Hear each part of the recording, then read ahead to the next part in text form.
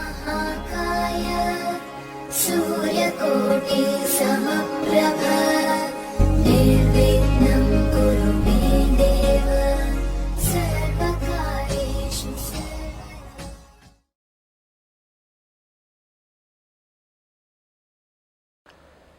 मेरे बहुत ही प्रिय और बेहद सम्मानित साथियों, हृदय की असीम गहराइयों से बहुत बहुत अभिनंदन, स्वागत। साथियों, पति और पत्नी में से कौन एक दूसरे पर भारी पड़ सकता है? क्या पति पत्नी पर अपनी चलाएगा, या पत्नी जो है वो पति को एक गुलाम बना करके रखेगी, अपनी मनमानी करेगी? ये एक स्वाभाविक प्रश्न होता है जब कुंडलियां मिलान के लिए हमारे समक्ष आती हैं। तो जो लड़की के माता पिता हैं, स्वाभाविक रूप से वो ये चाहते हैं कि उनकी बेटी राज करे, और ये चाहना, इसमें कोई भी बुराई नहीं है। और जो वर के माता पिता हैं वो ये चाहते हैं कि जो बहू उनके घर पे आए वो उनके कहे अनुसार व्यवहार करे, ज़्यादा किसी भी प्रकार में वो बातचीत में या अपनी मनमानी कराने का प्रयास न करें। ये एक मनुष्य की स्वाभाविक नियति, प्रवृत्ति, उसका नेचर है, इसमें कुछ भी बुरा नहीं है। अब कुंडली मिलान के समय कुछ ऐसे पॉइंट्स होते हैं जिसको देख करके हम भविष्य का अंदाजा लगा सकते हैं, और बिल्कुल सटीक अंदाजा लगा सकते हैं कि ये जो कुंडलियां हमारे सामने हैं, इनमें से भविष्य में कौन किस पर भारी पड़ने वाला है। भारतीय लोक जीवन में भी इस प्रकार की परंपराएं हैं। आपने यदि शादी के सभी समारोहों में हिस्सा लिया हो तो एक पात्र में दूध और भी कुछ सामग्रियां मिश्रित कर दी जाती हैं और एक अंगूठी उसमें फेंक दी जाती है।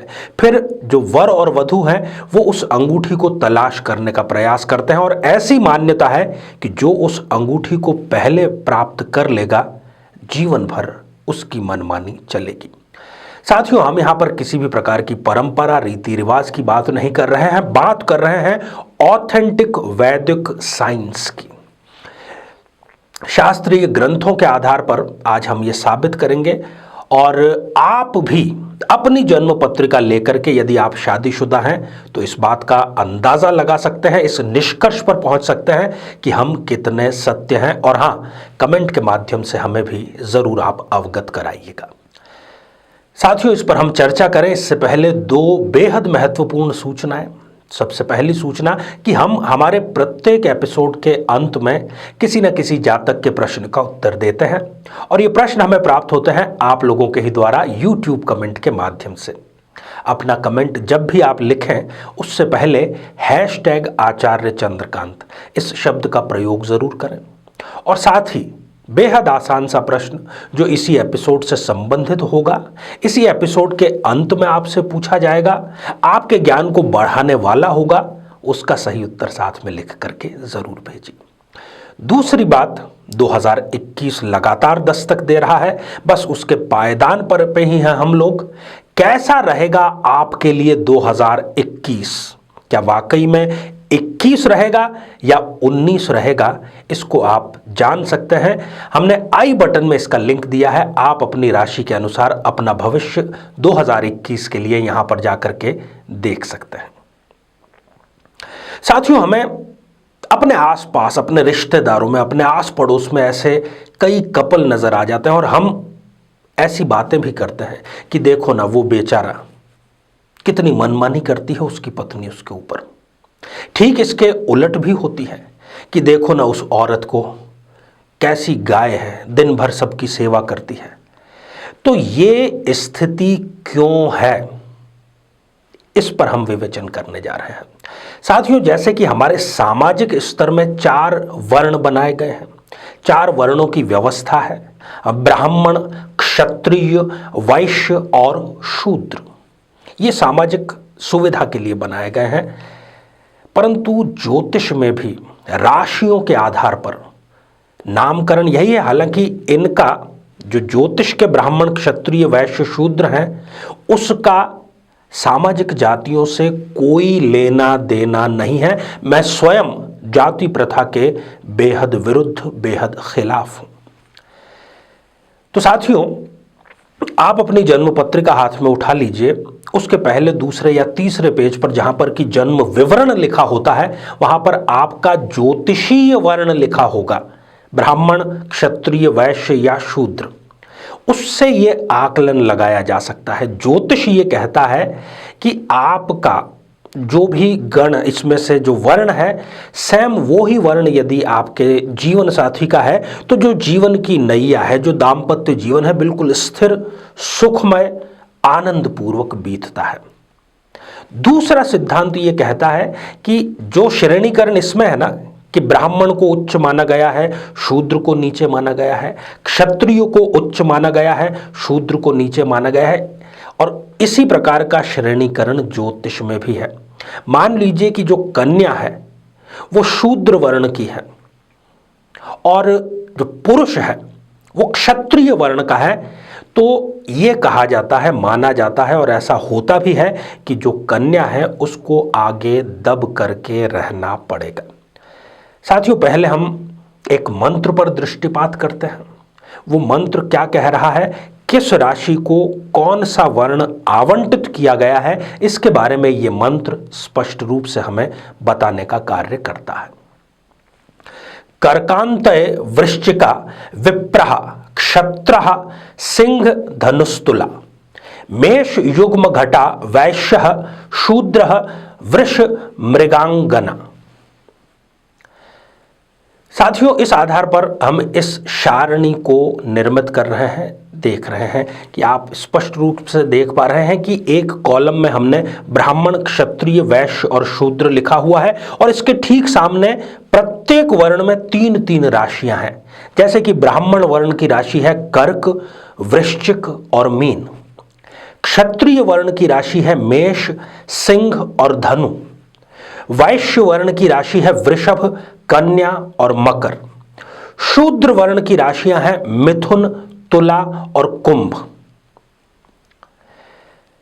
इस सारणी और इस मंत्र, इन दोनों से आप बेहद आसानी से अंदाजा लगा सकते हैं कि क्या आपका जो जीवन साथी है वो संतुलित वर्ण में है, उच्च वर्ण में है या निम्न वर्ण में है।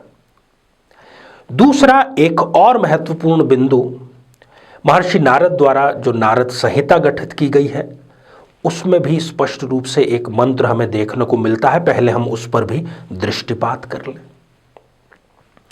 वर्ण श्रेष्ठा तु या नारी वर्णहीनस्तु यह पुमान विवाहम नैव कुर्वत तस्या भर्ता न जीविति। साथियों, ये मंत्र हालांकि स्पष्ट रूप से ये कह रहा है कि यदि जो इस प्रकार की स्थितियों का ठीक से पालन नहीं करते हैं, निम्न वर्ण की जो स्थिति है वो यदि उच्च वर्ण के पुरुष से विवाह करती है तो उसके जो पुरुष है वो जीवित नहीं रहेगा, ऐसा ये मंत्र कह रहा है। परंतु हमने अपने अनुभव में, और चूंकि कलयुग चल रहा है, ये माना है कि जरूरी नहीं है कि मृत्यु को ही प्राप्त हो, परंतु ऐसी स्त्री को बार बार गर्भपात का सामना करना पड़ता है, उसको अकारण ही अपने पति से दूर रहना पड़ता है और ससुराल से उसके संबंध बिल्कुल भी ठीक नहीं रहते। तो जब भी आप विवाह के लिए सोचें, कुंडली मिलान के लिए सोचें, इसका निर्णय अवश्य लें और आप नहीं ले पाएं तो किसी विद्वान का आपको सहारा जरूर लेना चाहिए। अब बात करते हैं इसके परिहार की। क्या प्रत्येक स्थिति में यह सिद्धांत तो अक्षरशः लागू है? नहीं।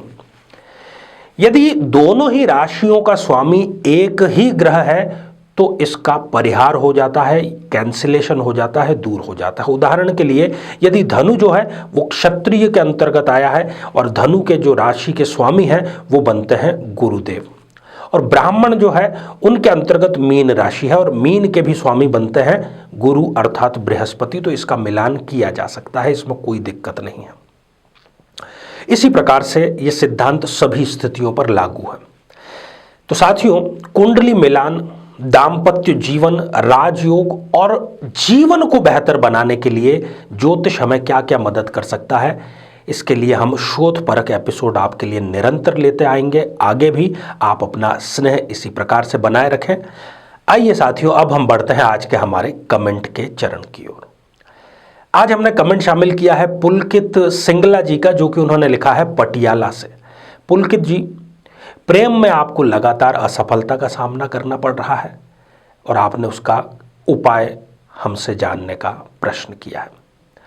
पुलकित जी, आपकी जन्म पत्रिका का विश्लेषण किया गया है और मैं आपको ये स्पष्ट रूप से कह देना चाहता हूं, क्योंकि मैं बहुत ही स्पष्टवादी व्यक्ति हूं। जैसा ग्रह कहते हैं वैसा ही मैं व्यक्ति को तुरंत कह देता हूं, बिना किसी लाग लपेट के।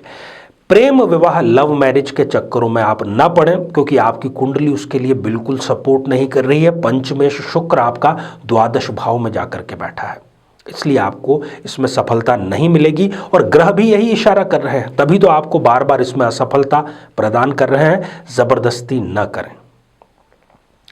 तो आइए साथियों, अब आज का बेहद ही आसान सा प्रश्न। आज हमने चर्चा की कुंडली मिलान की, वर्णों की संख्या कितनी है, यही आपका उत्तर है। साथियों, आप सभी स्वस्थ, समृद्ध और शांतिपूर्वक जीवन व्यतीत करें। नमस्कार। जीवन में किसी समस्या का सामना कर रहे हैं, जैसे कि शादी में देरी होना, पति पत्नी में मनमुटाव या तलाक तक की नौबत आ जाना, संतान का प्राप्त न हो पाना, नौकरी या धन प्राप्ति में बाधा आना, जीवन के प्रत्येक क्षेत्र में किसी न किसी प्रकार की बाधा आना, तो आज ही अपनी जन्म पत्रिका का संपूर्ण विश्लेषण करवाएं और पाएं समस्या से सदैव के लिए मुक्ति।